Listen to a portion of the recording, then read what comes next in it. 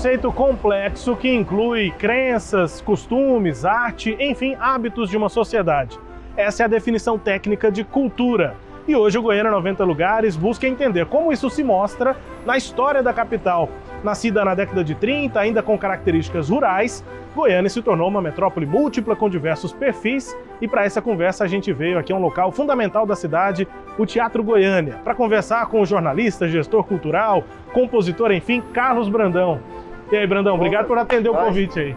Vamos entrar? Bora lá, vamos entrar.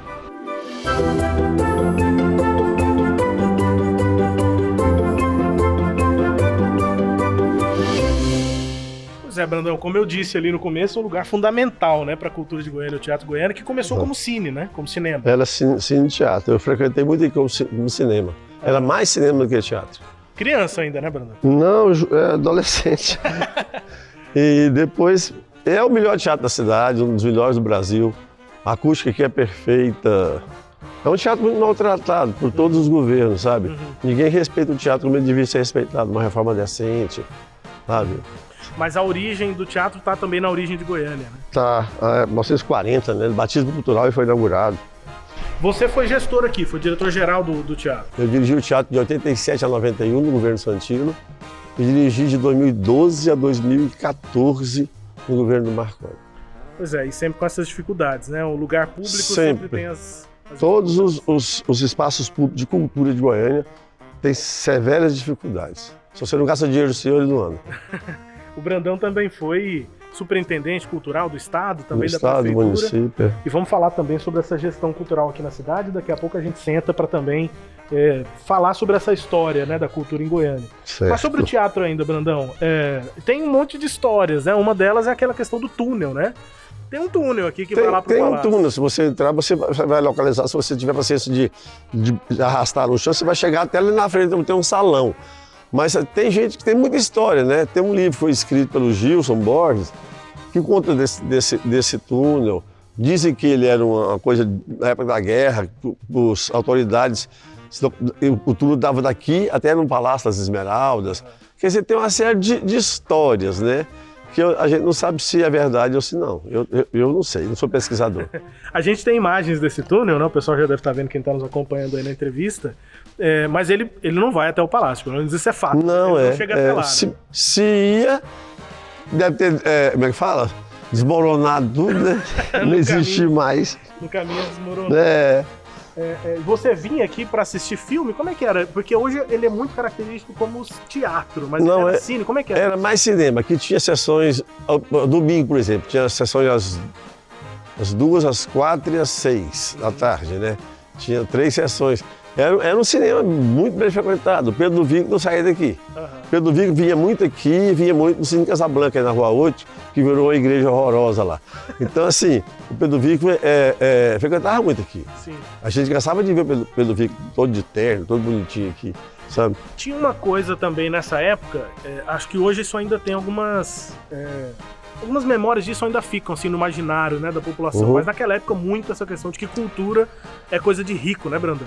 E eu acho que o Teatro Goiânia simbolizava um pouquinho isso, o Art Deco, enfim, era uma coisa meio pomposa, né? Não, mas o Teatro Goiânia servia para festivais de músicos, de secundaristas, que o Arthur Rezende e o Mazinho faziam, 2 jornalistas, faziam aqui, faziam em outros locais, mas aqui eram shows de artistas locais, artistas naquela época bem amadores ainda. Então, assim, era um local bonito, muita gente confundia com coisa de rico, mas não.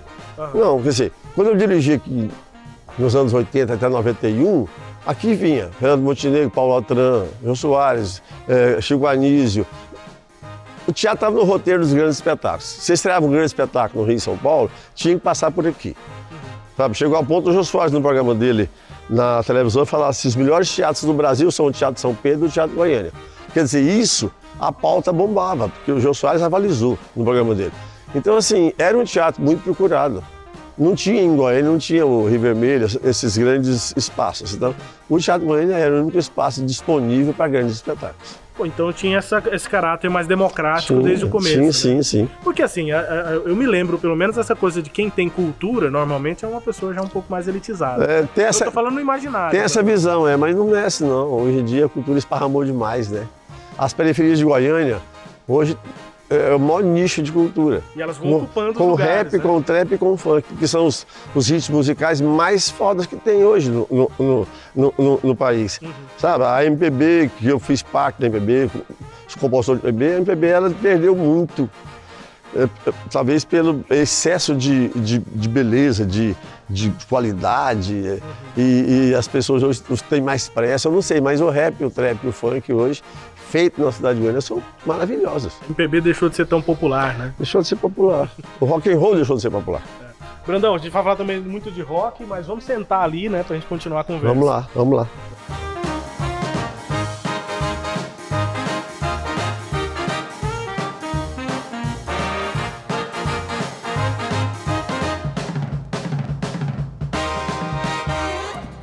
Agora, sentadinhos aqui, tem uma coisa necessária, né, pra gente falar, que é sobre o próprio teatro, né? A gente vê alguns...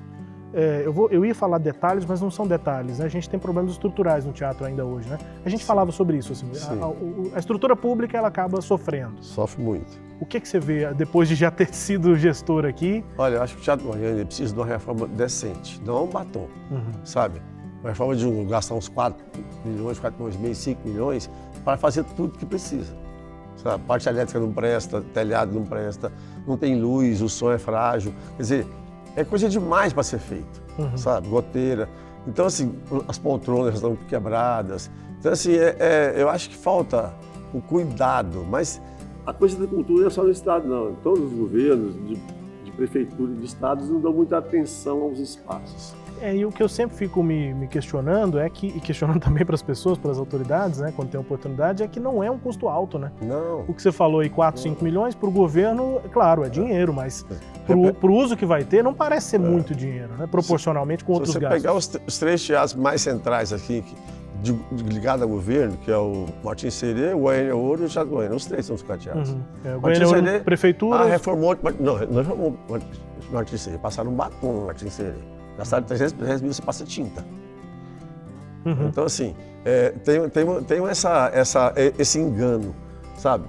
Como a gente é administrado por pessoas muito vaidosas, a área de cultura não é a vaidade, a gente tem que ter ação e tesão para fazer a coisa. Vaidade não leva a cultura a lugar nenhum. Cultura não é festa. Pois é, sempre tem essa relação, né? Sempre é como se fosse festa. Cultura não é vaidade. Mas você ocupou cargos aí, né, no Estado e na Prefeitura, sem muita paciência, Brandão. Como é que foi essa? Fui superintendente de ação cultural no Estado, no governo Santino, fui superintendente de ação cultural na Prefeitura, no governo do Darcy Acorce. Sem muita paciência. Desse jeito. Sem muita paciência. Eu digo paciência com a política, né? Com essa... Eu não sou político, eu sou um técnico em cultura. Eu não sou político, entendeu? Então, de todos os locais que eu estive em Goiânia, eu pedi demissão, de todos eles. E nunca pedi para trabalhar em local nenhum. Ô, Brandão, eu quero voltar a essa questão, só que sentando aqui, vendo né, o teatro, acho que foi necessário a gente já começar por aí. Mas eu queria voltar, assim, no que a gente comentou na origem, tanto do Teatro Goiânia, mas, enfim, da cidade mesmo, né? Lá no comecinho, na porta do teatro, eu apresentava o que é essa definição técnica do que é cultura, que são os hábitos, né? Os costumes das pessoas numa sociedade. Como é que você acha que a cultura goianiense foi sendo criada desde os anos 30 e naquele momento era realmente uma questão muito rural, né? Olha, eu comecei com cultura, eu vim para Goiânia nos anos 60. Então eu comecei a trabalhar com cultura no final dos anos 60. Certo? Então eu posso dizer daí para frente. Sim. Sabe? Assim, sempre teve bons produtores culturais. É lógico que hoje tem a grana das leis, hoje tem a facilidade maior de ser profissional. Sabe? Antigamente era muito rudimentar. Você fazia e o grande cineasta de Goiânia ainda é João Beni, que fazia de maneira rudimentar. Sabe? O grande diretor de teatro, Cici Pinheiro, Otávio Arantes, o próprio João Beni, que faziam de maneira...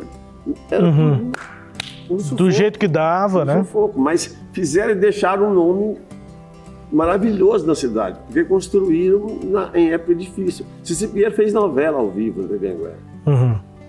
Cici Pinheiro, o primeiro beijo na boca do Teatro Goiânia foi dado pela Cici. Ela foi expulsa de Goiânia e virou prostituta. Depois da novela da Anguera, ela deu outro beijo na boca e teve que mudar de Goiânia. Porque você vê, a sociedade era altamente careta. Sim. Sabe? Pois é, eu ia te perguntar isso, assim, pensando em 1930, naquela década, quando Goiânia foi criada, mas ao longo do tempo, e acho que ainda hoje, essa cultura conservadora, ela ainda influencia muito, né? Como as práticas e a própria produção cultural. Nós goianos somos muito conservadores, né, mano? Não adianta a gente negar que nós não somos. Somos conservadores, sim. O goiano é conservador, sabe? O goiano, ele é autoritário, sabe? Na própria política nossa tem muita gente autoritária demais, sabe? De pensamento retrógrado, nós temos muito, né? Dezenas aí. Então isso influencia muito, até na maneira como se enxerga a cultura. É como se vende também, porque a cultura também tem que ser vendida. Ela é incentivada, mas ela também é vendida, né, Bruno? Exatamente. Sim, a maneira como o governante, o cara que é conservador enxerga a cultura é um, o cara que é mais liberal enxerga diferente. Então, assim, tudo isso atrapalha ou ajuda a área cultural. Bom, e aí eu falei, né, ela tem que ser vendida por um lado, né, comercial e se sustentar, mas ela também tem que ser incentivada. Você foi gestor, superintendente lá nos anos 80, depois, enfim, ao longo do tempo você tem acompanhado isso. Um dos desafios nessa história, digamos assim, de desenvolvimento cultural de Goiânia é a criação de lugares, centros culturais, você participou de vários, né? No governo Santillo foi onde criou-se os grandes espaços, Martins Serê, Até hoje são eles, né? Gustavo Ritter, Cinecultura, o Teatro Goiás Velho. Quer dizer, isso foi feito pelo Kleber Adorno, que era secretário da época, e pelo Henrique Santillo, que era um governador de um nível, sabe, era um humanista. Vamos ficar só nessa palavra para explicar a pessoa. Então, assim, ele chegou a pegar um prédio da Secretaria da Fazenda e dá para a cultura. Que governador, que presidente que faz isso hoje? Pega da Fazenda, da Economia e dá para a cultura. Nenhum faz isso. Que é onde tem o Marieta Teles, É onde é o Marieta Teles Machado, aquele prédio era da Secretaria da Fazenda. E o Cinecultura também é lá. O Cinecultura foi criado também no governo Santillo, quer dizer, grandes espaços foram criados nessa época do Kleber e do Santillo. E isso me parece que é fundamental, né, Brandão? Nessa cidade que a gente, nesse contexto que a gente apresentou, né, uma cidade conservadora, é importante ter essas cicatrizes culturais, digamos assim, né? Esses lugares onde a cultura vai se desenvolver, né? É importante, Rubens, porque não só tinha o Teatro Goiânia na época, sabe? E alguns outros teatros particulares. Então, essa rede de pública que deveria atender a todos os artistas, sem pedir currículo, sem pedir portfólio, sem pedir critério de identidade, eles existem para isso. Infelizmente, os diretores de teatro hoje, eles fecham. Se você faz rap lá em Trindade, ou lá em Aparecida, ou lá na Grande Goiânia, você tem uma dificuldade muito grande de chegar nesses espaços, sabe? Assim, ainda, né? É muito... Ainda tem assim, será que isso é bandido?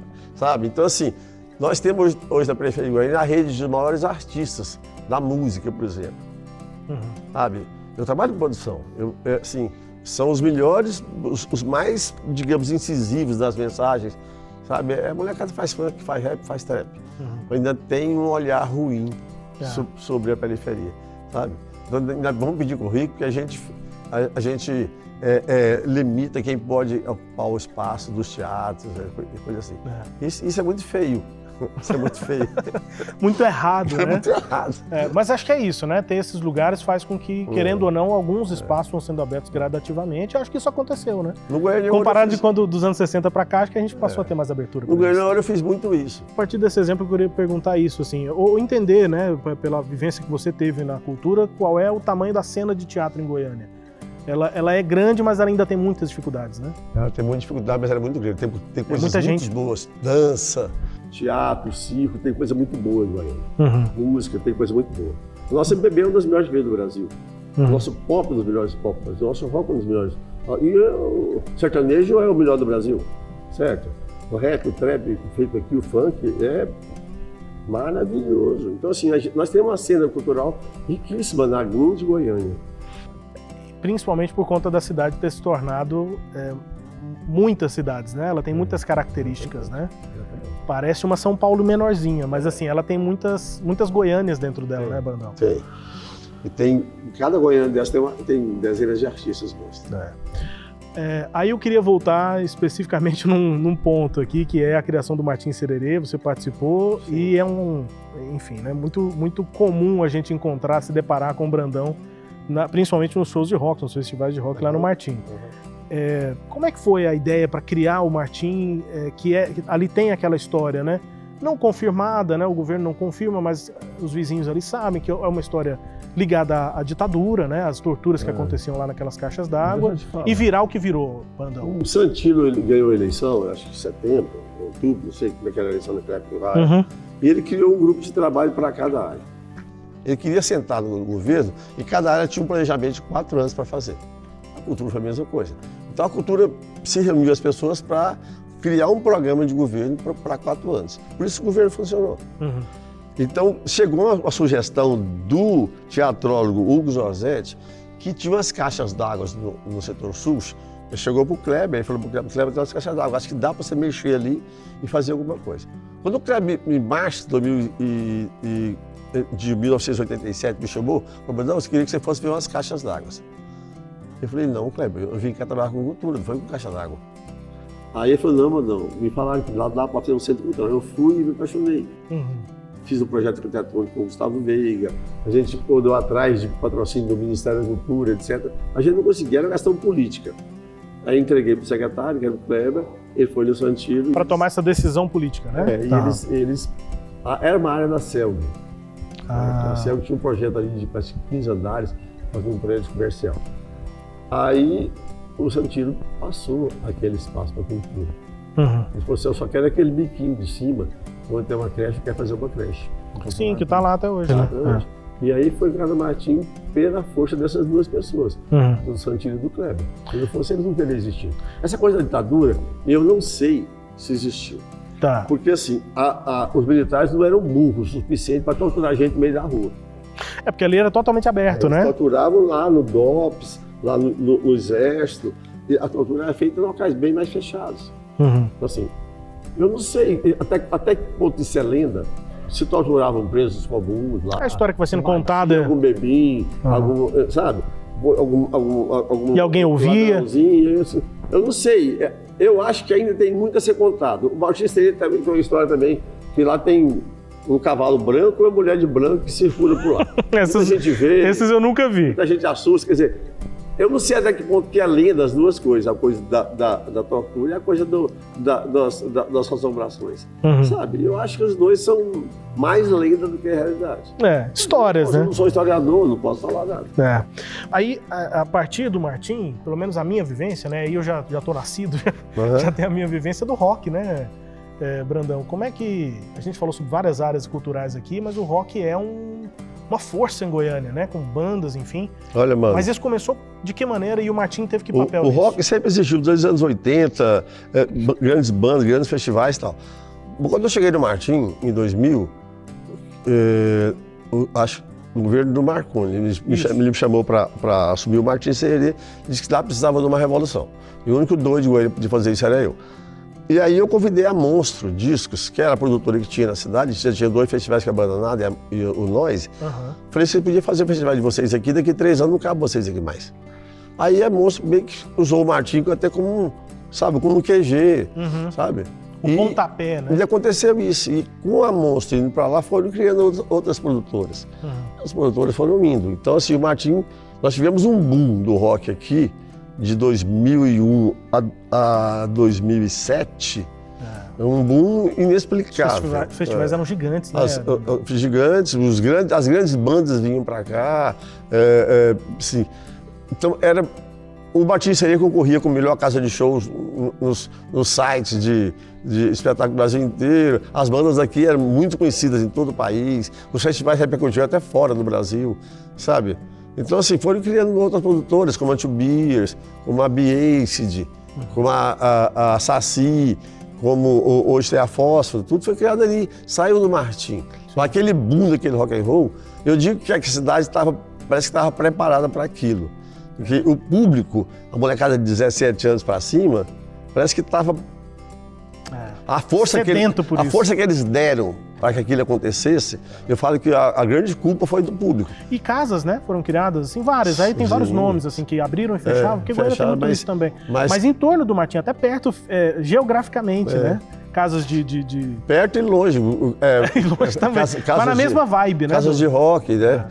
Goiânia virou a capital de rock mesmo. Isso. Tanto que, assim, quando a moça veio peitar a pecuária, Sim. Bananada era em maio. Aí fizeram na mesma data da pecuária. Eu falei, vocês são loucos. Cara, lotou a pecuária e lotou o Martim. Lotou os dois. Aí que acabou essa coisa, quando tem pecuária não pode fazer espetáculo em Goiânia. Foi aí que o pessoal do rock and roll provou que é muito fácil você concorrer com a pecuária. Quer dizer, era fácil. Vamos pensar que era difícil, era fácil.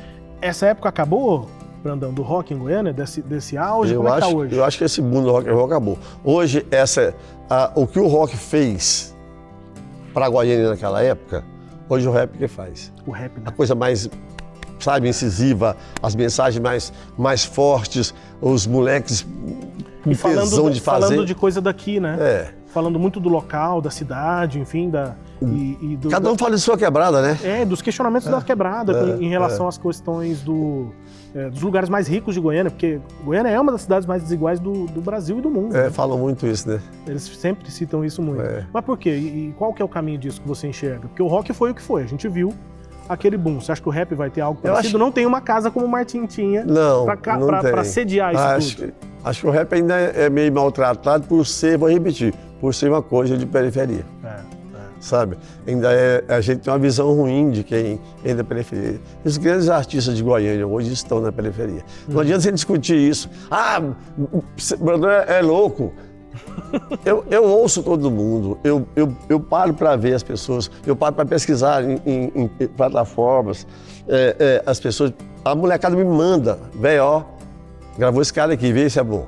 Há pouco dia o Trick, que é o produtor de Aparecida, mandou um cara que ele gravou lá, Jota, moleque, porra, eu pirei, menino, é maravilhoso. Então assim, vai brotando. Sim. E eu quero que brota mais mesmo. E o funk tá chegando.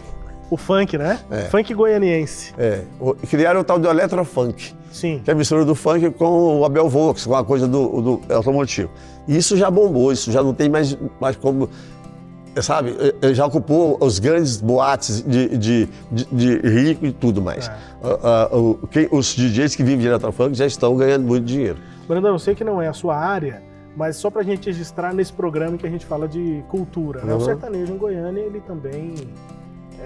Goiânia é a capital do sertanejo comercial do Brasil, né? Não precisa negar isso, né? É gigantesco. Tem muita gente que não gosta de sertanejo. A minha geração mesmo, o pessoal da MPB, não gosta de sertanejo. Eu ouço sertanejo muito, porque assim, grandes compositores de MPB partiram para compor para sertanejo. As letras ficaram interessantes, sabe? Passaram a ficar mais interessantes, menos repetitivas. Mas é começar a gastar dinheiro demais com isso, como gastam com rap. Mano, ninguém vai gastar com coisa que não dá retorno. E é comércio o mundo, vamos parar para pensar isso. Sabe? A música do Brandão, ninguém que ouvir, maravilha, MPBzinha dos anos 80. Não vai ouvir mais mesmo, ouviu muito. Naquela época tocava demais, sabe? Há poucos dias um jornalista fez uma matéria, 40 anos da música Pé de Flor, que é minha e do Flávio, de Elisa. E a música tocou pra caramba, mas não tem mais... quer que toque a vida inteira? Não é o momento. Não dá. Brandão, quantas composições? Milhares, né? Não, gravadas mais de 250. Eu tenho umas 500 composições feitas, mas gravadas mais... Parceiros, enfim. Tá, uns 70 parceiros. Eu falo que se parceria musical fosse contagioso, eu tava morto já. Se fosse doença contagiosa, que eu sou promíscuo, eu componho muito parceria, muito bem. E para finalizar, a sua prática hoje, né? Depois de ter sido gestor cultural, enfim, participado da gestão de cultura em Goiás e na cidade, continua compondo, canta pouco, você me dizia no bastidor ali agora há pouco, que não é muito a sua, você não está muito querendo. Eu acho que eu não sou. E a gente está te entrevistando no meio de um ano sabático. Eu não sou um homem de palco, eu sou um homem de bastidor. Sim.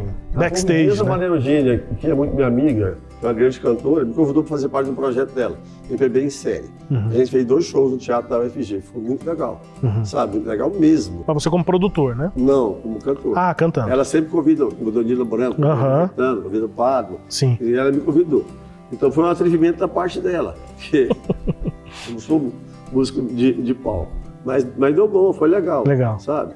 E eu, como produtor, em 2022 eu fiz ainda o último Canto de Ouro, o Chorinho.